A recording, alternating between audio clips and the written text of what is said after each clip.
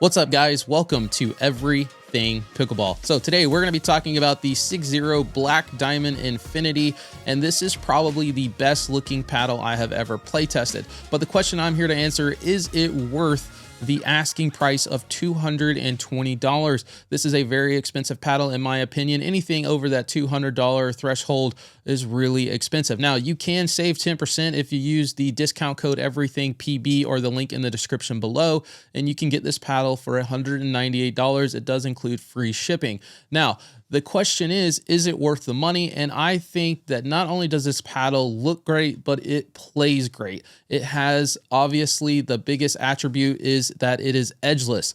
What does that mean for you? It is a super light and a very low swing weight paddle. So you can do one of two things. You can play it stock and you're going to get a lot faster hands at the net, but you can also add lead tape just about wherever you want on this paddle, and it's not going to feel too heavy or too slow. You really can do two things. You can play it stock, but it also has a lot of customization. So I do love that about this paddle. But aside from that, the Black Diamond has its own proprietary face material. It is not carbon fiber. And I have to say that the other thing that really sets this thing apart is the amount of pop that this thing has. It is really good. But stick around for my full review. I am going to go into all of the details on this paddle. I do not go into specs. I just want to go into the playability of this paddle and whether it is for you and is it worth the $200 that they are asking. I think it just depends on you as a player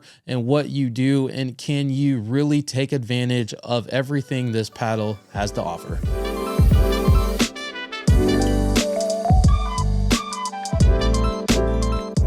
So the first thing that I want to talk about is the feel and touch of this paddle. This paddle does not feel like the original Black Diamond. It has a much softer, plusher feel when you hit the sweet spot. Now, it does have a really good feel in my opinion. I don't think it is muted. I think you get a really good feedback. When I first picked this paddle up, I had no issues dropping, resetting. The touch part of the paddle is fantastic. I really think this paddle is probably one of the best feeling paddles that SIG0 has. Now, the only downside to that is the sweet spot is pretty much the size of the SIG0 logo. So if you do not hit the sweet spot, it is not forgiving. It doesn't feel the best, and you definitely know you didn't hit the sweet spot. Now, the sweet spot feels better than any other paddle I think SIG0 has, and I'm not saying that lightly. I do really think this is a fantastic paddle when it comes to feel and touch.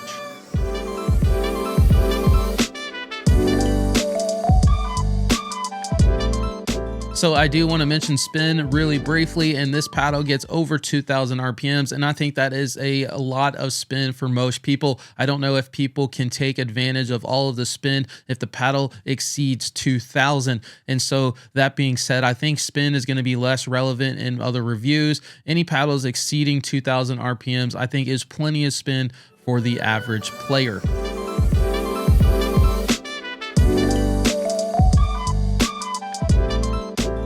All right, guys, so I got to talk about power and pop on this paddle, and this is probably the part where you're going to be debating on whether this paddle is worth it for you. And the pop on this paddle is absolutely fantastic. This is the most plush, poppy feeling paddle I have ever play tested. When you hit the sweet spot, that ball just rockets off the paddle face, and I absolutely love this paddle for that. Now, where it lacks is because it is so light, you're not going to have the power out of the box that you may want. And it just depends on you as a player and the techniques that you use. If you have a lot of wrist action and you do a lot of wrist flicks, then you're going to be able to utilize the pop and get the speed out of the ball that you want. So you still can hit hard drives and hard serves, but you have to have a lot of wrist action. You have to use big wrist flicks. And if you're not using a lot of wrist flicks, you're going to be wanting to add lead tape. And I use a fair amount of wrist. I'm not the biggest wrist flick action out there, but I still added lead tape here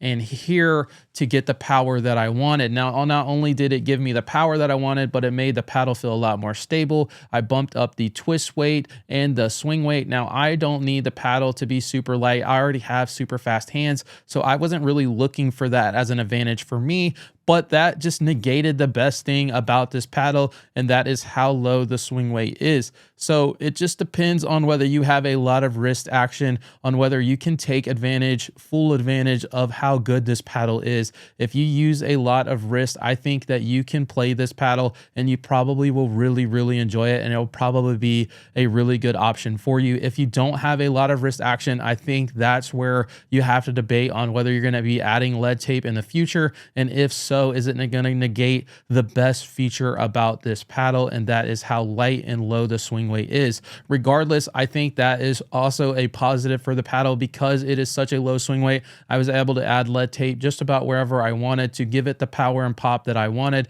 and get it a really balanced paddle. So I still really enjoy this paddle regardless, but it does negate that really low swing weight if you're going to be adding lead. And so that's the discussion you have to have with yourself and whether this paddle is worth the $200 that they are asking.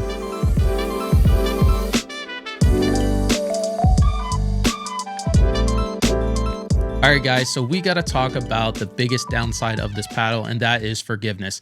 The paddle's sweet spot is pretty much the 6-0 logo, and if you hit anywhere outside of that, you're going to notice the ball doesn't travel with near as much pace. And so for me, that is the reason I wouldn't use this in tournament play.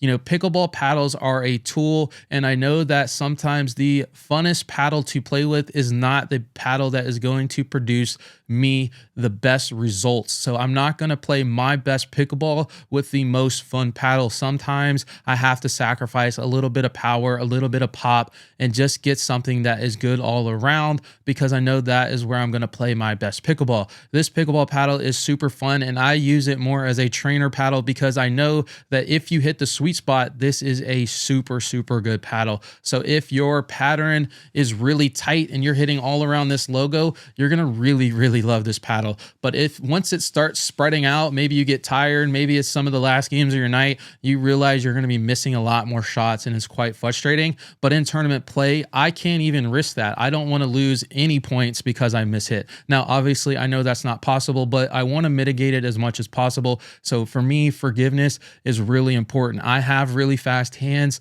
I don't need the additional hand speed. I don't need a lot of the pop. It's fun to play with paddles that have a lot of pop, but I don't need it. I can generate quite a bit of power and pop with my own wrist flick, so I don't need that. Forgiveness is more important for paddles that I'm going to play in tournaments. So that is the reason I wouldn't use this paddle in tournaments. But for some people, they're willing to make that trade-off because they need faster hands, or they want that pop around the net to give them that better level of performance when it comes to offense. So it just depends on whether that trade-off is worth it for you. For me, I don't need to make that trade-off, so I wouldn't use this paddle in tournaments, but it is, for me, a great trainer paddle when I'm playing. If I'm laser focused, this paddle is super fun to use. I have a blast using it. I will use it in like open level play or just like playing around, at my local courts, but I wouldn't take this to tournaments. I wouldn't use it in tournaments. And so that is, one of the big things about this paddle. And maybe that's just something you have to decide for yourself. If you're going to be spending $200 on this paddle, is the trade-off worth it for you? I want to introduce you all to Good Get. A familiar phrase used on the courts is now a high-quality pickleball apparel company that started in my hometown. Taking inspiration from Bird Dog and other popular brands, it took them over a year to develop their first product line. Whether you want some clothes to impress your doubles partner or just some quality athletic wear that is made for the courts, you need to check out Good Get. I bought a pair of their line shorts while on sale to test them out. They are now my favorite shorts, and I ended up buying every color. They have plenty to offer both men and women, so if it's not for you, they have some great products that can be presents for your significant other, family, or your doubles partner who just carried you in that last tournament. I hope you all check them out. I have a link in the description below and a 15% off coupon code for all my viewers. I was not paid to make this video, and I did this because I believe in their brand and I want them to succeed. I love that pickleball is allowing people to create so many small businesses. Pickleball has been good to me, and this is a good way for me to give back. That's a wrap. Up next, I have the Bread and Butter Loco. It is my new favorite all-court paddle. And as always, thanks for watching. I hope to catch you guys in the next one.